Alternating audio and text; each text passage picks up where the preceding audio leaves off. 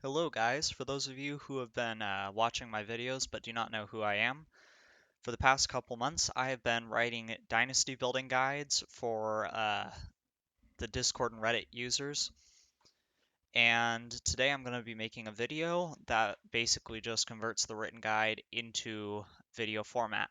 I will be posting the written guide in the description so that if there's anything I miss or something you think I didn't go into enough detail about that you'd like to know more about, you can check that. So I will be creating a brand new save.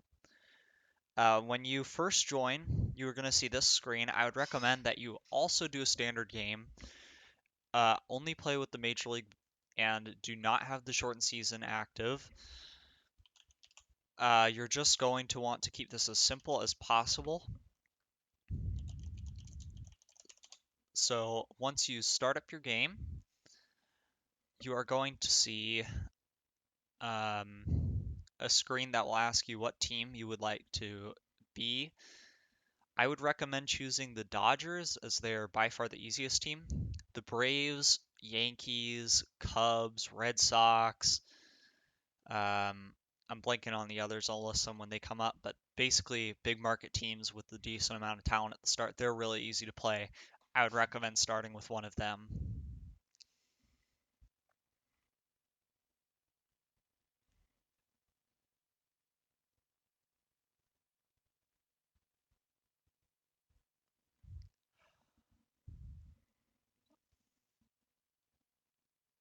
All right, so the teams that I did not list who are pretty easy to start with are the Indians, the Astros, the Angels to a lesser degree, and I believe that is it. The Phillies also, the Phillies.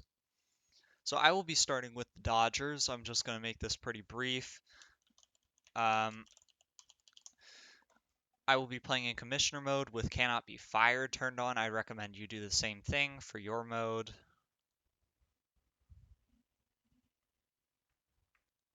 First thing you want to do is go to your league settings, go to global settings, and turn on ratings over maximum. This will allow you to see players who have better than the maximum possible rating, which is useful when you're discerning from the best of the best players. You're going to want to also go to Players and FaceGen and enable personality ratings on their profile page. Then go to League Settings and Rules. If you want the designated hitter enabled universally, do so. If you want it disabled universally, do so. If you're fine with the way it is, you can just leave it.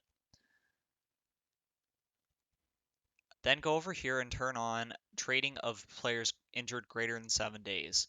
If you also wish for draft pick trading, I would recommend starting without it, but you can enable it if you like, and it's not too big of a deal if you do have it on from the start. First thing you want to do with your team is go to meet the team and get an idea of the team that you have to work with right now. Blue is an elite player and green is a very good player. As you can see, the Dodgers have more than half of their team elite and the rest very, very good. So it's very high talent level from the start here. Over here you have your best players, Walker Buehler, Mookie Betts, and Cody Bellinger. Down here you have your owner and his personality, who we'll get to later, and also your available money and your market size, which I will also get to later. Next, go to team chemistry, where you can view what your personalities are like. If you see anything too disastrous or really bad personalities on a poor team, you may want to consider shaking things up to keep things healthy. Next, go to front office. Here you see your market size. As you can see, the Dodgers have the largest market size in the game, so they're going to have a ton of money to work with every year. Incomes could be really high, and their budgets are going to reflect that. Now, if you go to a team like, say, the Rays, they have a really terrible market size with very low fan interest, so they are not going to be making too much money at the start. Of course, with the Dodgers, you don't really need to worry about this at all. You're going to have a massive amount of money to work with. Go to your owner page. Now, these will be rated on scales.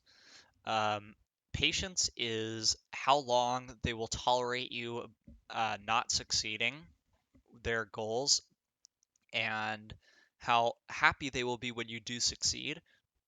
Their fiscal personality is basically how much extra budget they're going to give you or take away.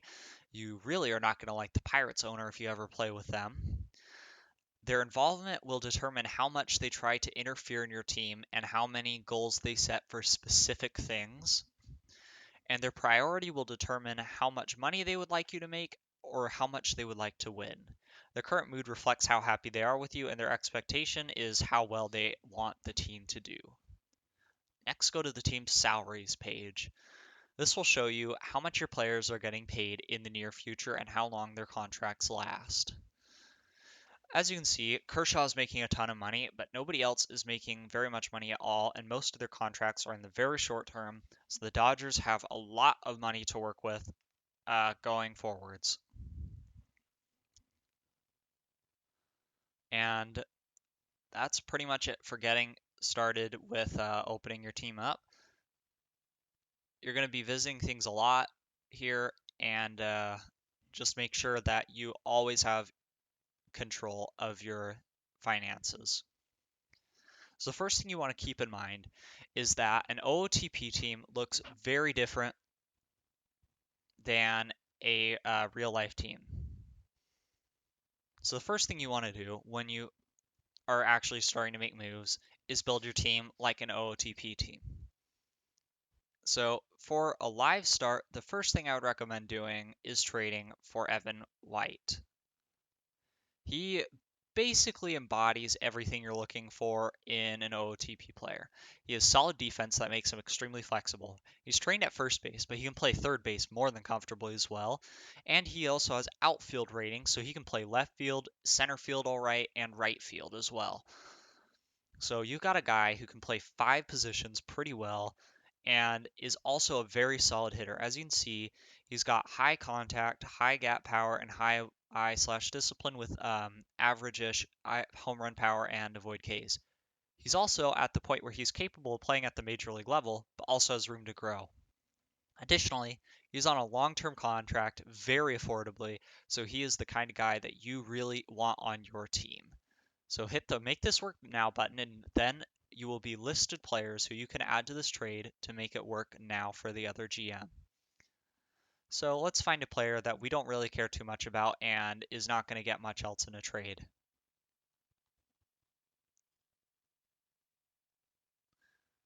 So this 19-year-old pitcher has very little talent, is extremely unlikely to impact this organization, and has basically no value. So we're essentially giving up absolutely nothing for an extremely valuable player who we will have a control over for a long time. Another thing the Mariners will often do is retain Evan White's salary completely, very cheaply. So go to Make This Work Now again, and find another player to complete this trade. Now, these players are not necessarily players I would like to give up primarily. So the first thing I'm going to do is cut back on the salary I'm asking them to retain, and then I'll see who will make this trade work at this point. As you can see, their asking price is much lower than it was before. So now we're going to take this 22-year-old starting pitcher who has basically no potential.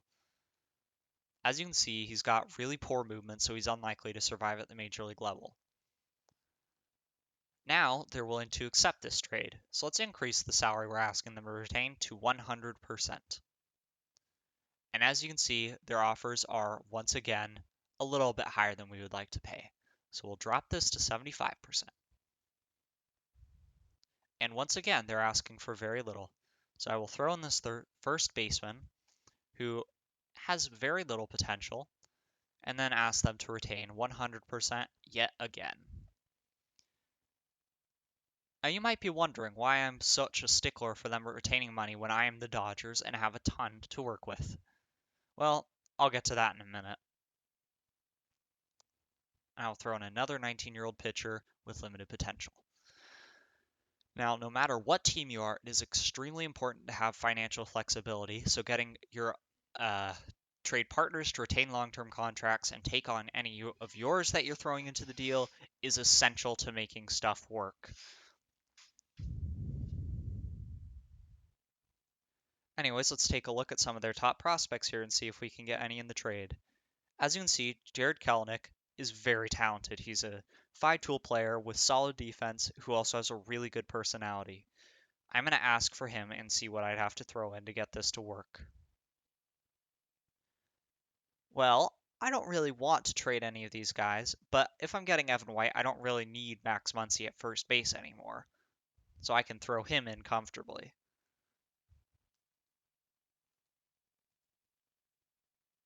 And now let's see if I can get Kyle Lewis or Noelvi Marte.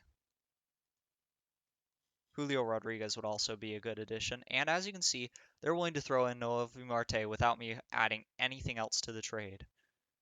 Now let's see about Julio Rodriguez, and they're not willing to throw him in. Now let's take a look at their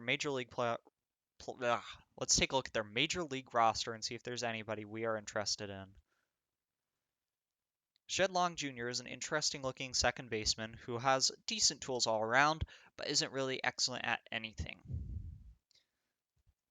Austin Nola is a solid hitting catcher with good defense who can also play first base or second base, and has really good personality.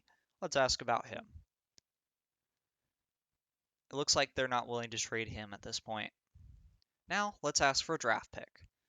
Since they're not willing to trade anything valuable to us, I'm just going to ask for cash to complete this trade. Getting the most out of every trade you make is essential to building a dynasty.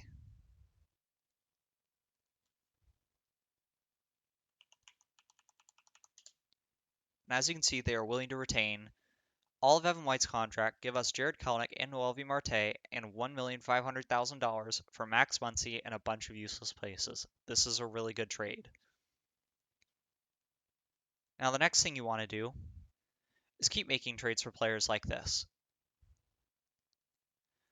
So while you may have to explore every team, and I actually recommend you do this, looking for the types of players that you're going to want to acquire, I'm just going to go to the teams where I know they have good players that they're willing to trade away and then ask for them.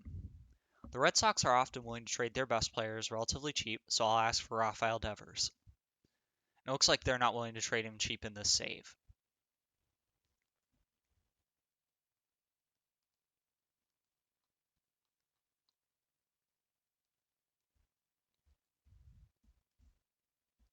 Jeter Downs usually comes quite cheap as well. As you can see, they're not asking for too much or anything at all unreasonable in return for Jeter Downs. Austin Barnes is a low-quality catcher who is not even starting or the backup at this point, as there's Keibert Ruiz as well, so I have no problems trading him away at all to get a high-quality prospect like Jeter Downs. I'm going to see if I can get them to throw Connor Wong in, who is a catcher with decent potential himself. Now, since they're still good with this offer, I'm going to look around for other players that I could potentially have them throw in, such as Rafael Devers. And they are still, at this time, unwilling to trade him away. Now, Alex Verdugo is a very high contact player, so he's also quite valuable. I'm going to see if I can get him in this trade. Does not look like Alex Verdugo is coming back to the Dodgers. Eduardo Rodriguez is a talented pitcher. Let me see if I can trade for him. At this point, you can pretty much make out the trend that the Red Sox are unwilling to trade their major league pieces, but are more than willing to move their minor league pieces. So it's probably not the best idea to ask for any of their major leaguers, but asking for more of their minor leaguers is probably not going to be too big of a deal in terms of this trade.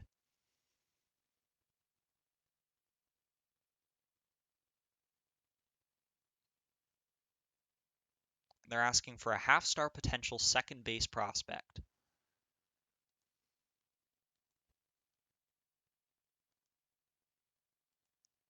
Alright, now I will ask for a draft pick and see if I can complete this trade.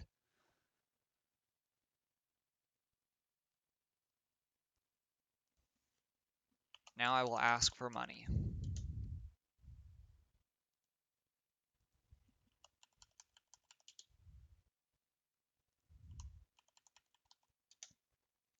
At this point, this trade is really good.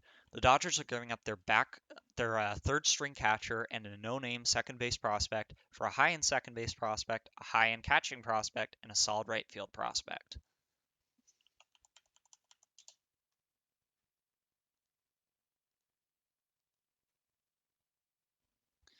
All right, next we're going to check into the White Sox. They have a lot of high talent prospects from Luis Robert to their major leaguers and guys like Nick Madrigal. So first I'm going to ask about Madrigal.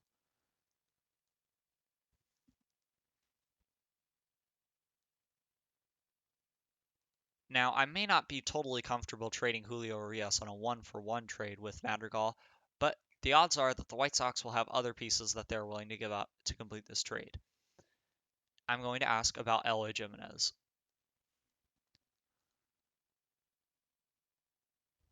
Now, at this point, they're asking for a couple really high talent players. I can give up Gavin Lux, which probably actually is not too big of a deal, as Nick Madrigal will be essentially replacing him at second base anyways. And Eloy Jimenez is such a high talent that I really cannot afford to let a trade like this go, especially considering his affordable long-term contract. Now, I'm still not totally satisfied with this trade. I'm going to want them to either retain a portion of Eloy Jimenez's contract or throw a little bit more in.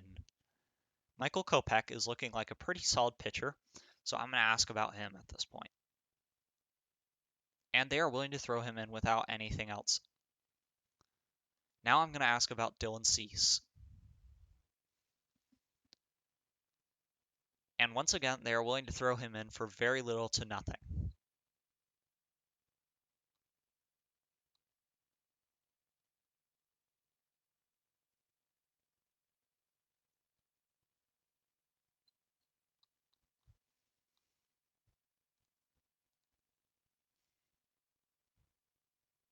And now I'm going to see how much of Jimenez's contract I can get them to retain.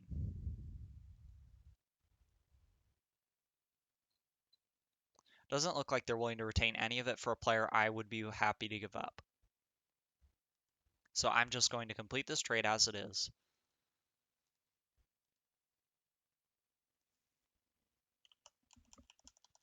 But of course, I'm going to ask for money first.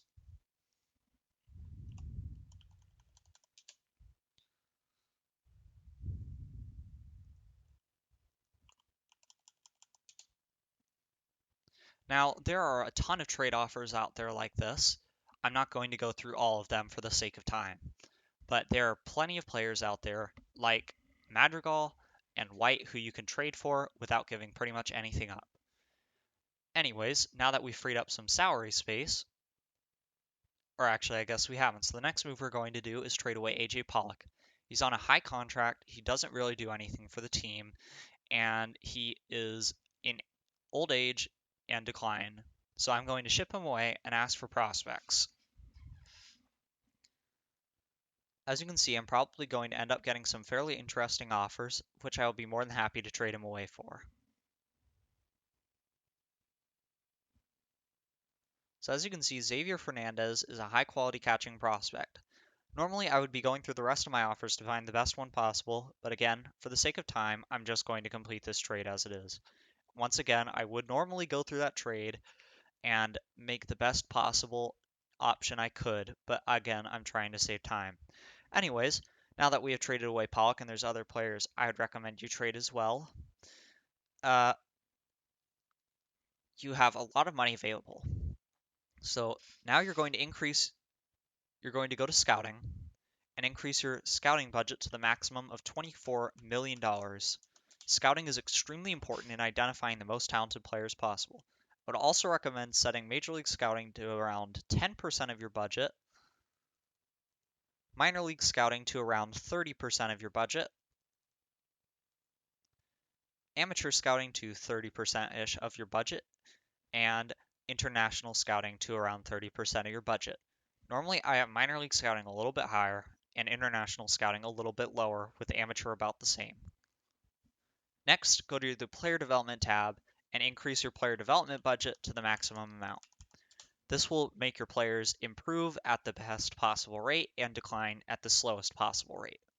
Also increase your international free agent budget to $5 million, the maximum for there.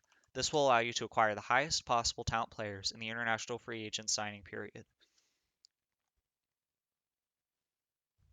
The next thing you want to do is make sure your personnel are the best possible guys you can have. The assistant GM doesn't really matter, and if you really want to, you can fire him at the start. The bench coach needs to be somebody with good development influence on your team. Since he's average, I'm just going to let him go for now. The pitching coach needs to be able to also have a positive influence on your team. I'm going to leave him for now as well. Your hitting coach also should have a positive influence. Since these coaches, you can't really tell how good they're going to be from the start, I would recommend leaving them until their contracts expire and then hiring the best possible person. Next, check your scouting director. You want to make sure that they're good or better in all categories and very solid in multiple of them. You also want to make sure that they are favorability or favored tools or highly favored tools. Highly favorability is the worst possible scout that you can have. So Billy Gasparino is not the scout that we want to have, and I will be immediately replacing him with somebody else. You also want to make sure you have a really good team trainer. Since Neil Rampe is pretty balanced and not too bad, I'm going to leave him be for now. If I start seeing major injury issues pop up, I might need to get a better trainer. So next, I'm going to go to my Sign Team Staff page, sort by scouting ratings, and then find a highly favored tool scout who is as good as I can possibly find.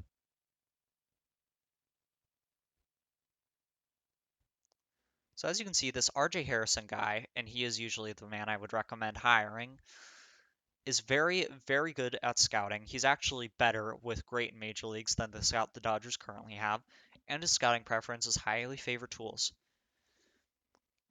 For those of you who are curious, highly favored tools scouts will scout potential better than highly favored ability scouts. And since current ability is so easy to scout, there is really no need to get an ability scout.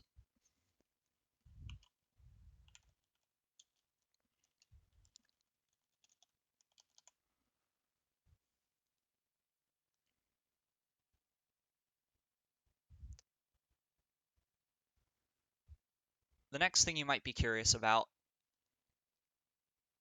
is the draft and international amateur free agent signings. Generally speaking, older players are lower risk than younger players. However, older players also have a lower chance of developing into a higher quality player. So for players who have a really high potential, then you want to go with older players because they have the lower risk of losing their potential. However, when you're looking at development, younger players with more development on them tend to be better than older players as they are less or more likely to continue developing and hit their maximum potential. For international amateur free agent signings, there's almost never an older player with high potential, so you just want to sign the best guy you possibly can. Another important thing to keep in mind is personality. So, for example, if I were to go to Mookie Betts' personality, he has high leadership, adaptability, and work ethic. The leadership will affect players around him. The adaptability will allow him to learn new positions more quickly and also adapt to new teams and organizational levels more rapidly. And the work ethic will have him develop better, faster, and decline slower. Another important thing to know is about the Rule 5 draft. Every year, there will be players who are worth grabbing, both from your team and others. First, make sure that you have all your important players covered. If you do not have the ability to cover all of your most important players, trade away the most inferior players on your major league roster to protect your top prospects.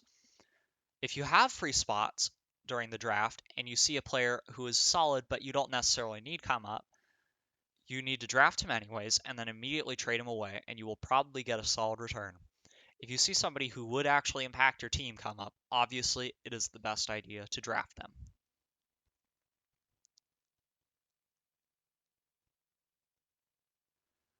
If you're not playing as the Dodgers, your market size, fan loyalty, and fan interest are not going to be at the highest possible levels.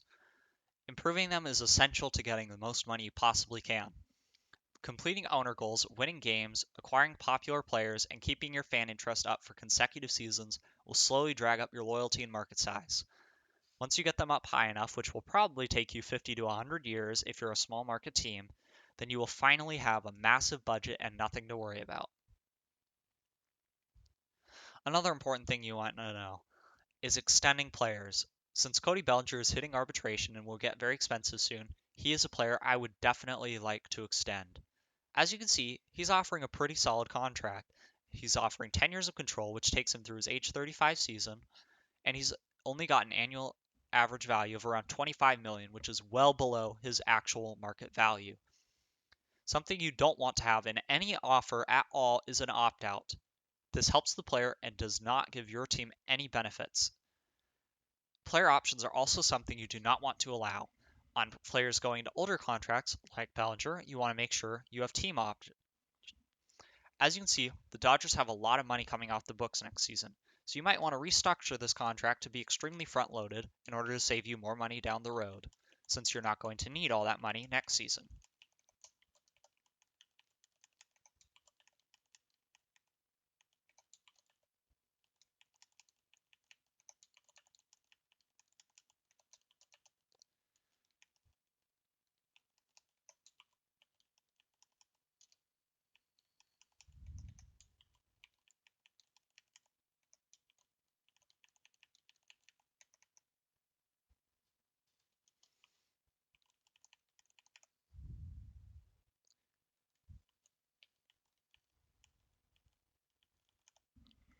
Now, as you can see, the average annual value is fairly similar to what it was before. This is actually a little bit high, so I'm going to lower that first year value a bit,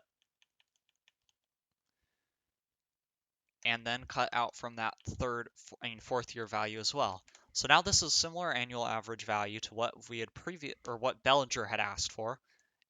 I'm actually going to increase this back since he might not be so happy about losing his opt-out.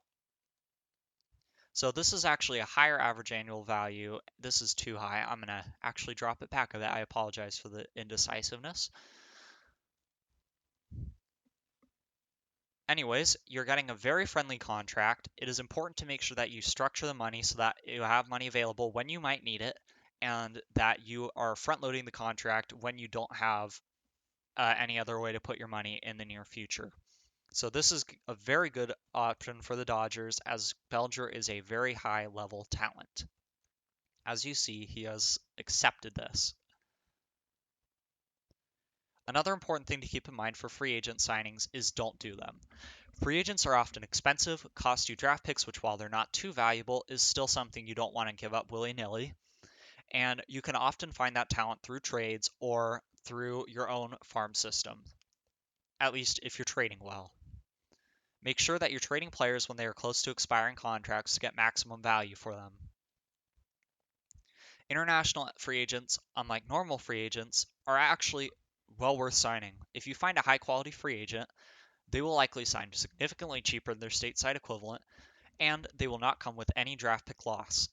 Their talent will not be any different, and you can occasionally find relievers or even an actual player who can make a difference on your team on the international market. Now, when you go to, say, AJ Pollock's player page, you might be freaked out by this fragile sign. Unless your player is getting injured frequently in your simulation, do not worry too much about their fragility, unless it is wrecked. If you have a good trainer and your player is not getting hurt much, the odds are that they're not at much injury risk for the future. As long as you're not wrecked, you can pretty much trust your players to stay healthy. However, if a fragile player or normal player is getting injured quite a bit, you may have to consider trading him away for the risk that he gets more fragile. Anyways, that's about it. I will link the written version to this guide in the description, and if you're interested in seeing more, then you can check that out. I'll be back with my second part to this guide later, and I will see you guys in that video.